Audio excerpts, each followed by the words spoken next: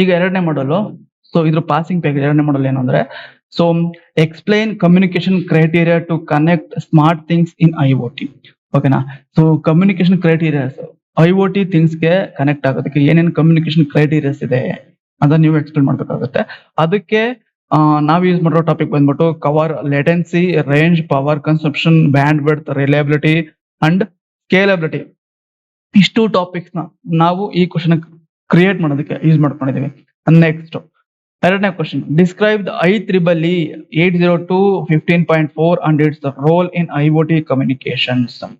So ಇದೊಂದು ನಾವು expect ಮಾಡ್ಬೋದು. IoT ಅಂದ್ರೆ IoT ಒಳಗೆ ಒಂದು ಪ್ರೋಟೋಕಾಲ್ ಬರುತ್ತೆ. ಆ ಪ್ರೋಟೋಕಾಲ್ ಇದ್ರೆ ಮಾತ್ರನೇ ಎಲ್ಲ ಕಮ್ಯುನಿಕೇಶನ್ ವರ್ಕ್ ಆಗೋದು, ಮತ್ತೆ ಏನೇನೋ ಕಾಂಪೋನೆಂಟ್ಸ್ ವರ್ಕ್ ಆಗೋದು, ಮತ್ತೆ ಕಮ್ಯುನಿಕೇಶನ್ ಬಿಲ್ಡ್ ಆಗೋದು, ಕ್ರಿಯೇಟ್ ಆಗೋದು ಎಲ್ಲಾನು.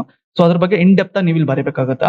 ಸೊ ಇದಕ್ಕೆ ಯೂಸ್ ಮಾಡ್ಕೊಳ್ಳೋ ಟಾಪಿಕ್ ಬಂದ್ಬಿಟ್ಟು ನಾವು physical and mac layers usage in ZigBee and 6 low WPAN. ಇಷ್ಟು ಟಾಪಿಕ್ಸ್ ನಾವು ಯೂಸ್ ಮಾಡ್ಕೊಂಡು ಈ ಕ್ವಶನ್ಸ್ಗೆ. Next compare IEEE 802.15.4G and IEEE 802.15.4E in the context of smart grid and IoT. ಓಕೆನಾ. ಸೊ ಈ ತರ ಕ್ವಶನ್ಸ್ ಕೇಳಿದಾಗ ನೀವು ಈ ತರ ಟೇಬಲ್ ಹಾಕ್ಬೇಕು ನೋಡಿ. ಈ ತರ ಟೇಬಲ್ ಹಾಕಿ ನೀವು ಬರೆದ್ರೆ ಸಾಕು. ಓಕೆನಾ. ಇಲ್ಲಿ IEEE 802.15.4G, ಇಲ್ಲಿ IEEE 802.15.4E ಅಂತ ಬರೆದ್ರೆ ಸಾಕು. ಸೊ ಇದಕ್ಕೆ ನಾವು ಯೂಸ್ ಮಾಡ್ಕೊಂಡು ಟಾಪಿಕ್, ಈ ಕ್ವಶನ್ ಕ್ರಿಯೇಟ್ ಮಾಡ್ತೀವಿ ನಾವು ಯೂಸ್ ಮಾಡ್ಕೊಂಡು ಟಾಪಿಕ್ ಬಂದ್ಬಿಟ್ಟು highlight improvements and enhancement in each standard. ಇಷ್ಟು ಟಾಪಿಕ್ಸ್ ನಾವು ಯೂಸ್ ಮಾಡ್ಕೊಂಡಿದೀವಿ.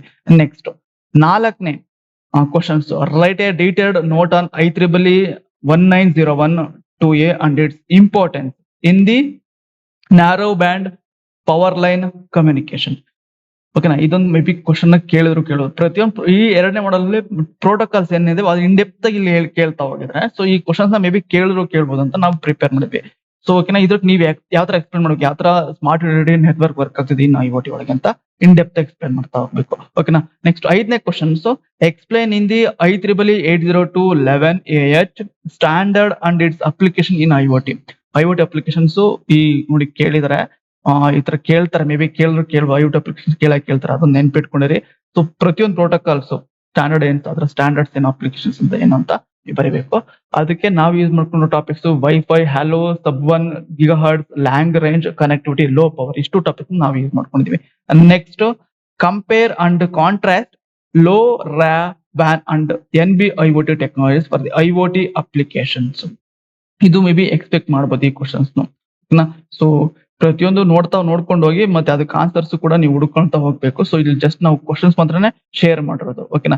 ನೆಕ್ಸ್ಟ್ ಏಳನೇ question, right A short note on any 3 IoT access technologies and 3 practical use in real world applications. ಓಕೆನಾ. ಇದನ್ನು ಕೂಡ ಮೇ ಬಿ ಕೇಳಬಹುದು.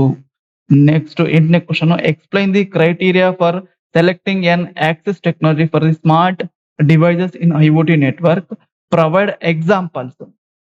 ಓಕೆ. ಸೊ ಇದನ್ನು ಕೂಡ ಮೇ ಬಿ ಕೇಳ್ಬೋದು. ಓಕೆನಾ.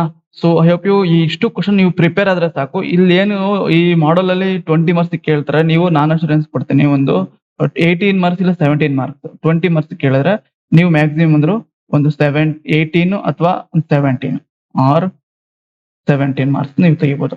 ಓಕೆನಾ. ಸೊ ನಾನು ಅಶ್ಯೂರೆನ್ಸ್ ಕೊಡ್ತೀನಿ. ನೆಕ್ಸ್ಟ್ ಈಗ ಮೂರನೇ ಮಾಡಲ್ ನೋಡ್ತಾ ಹೋಗೋಣ.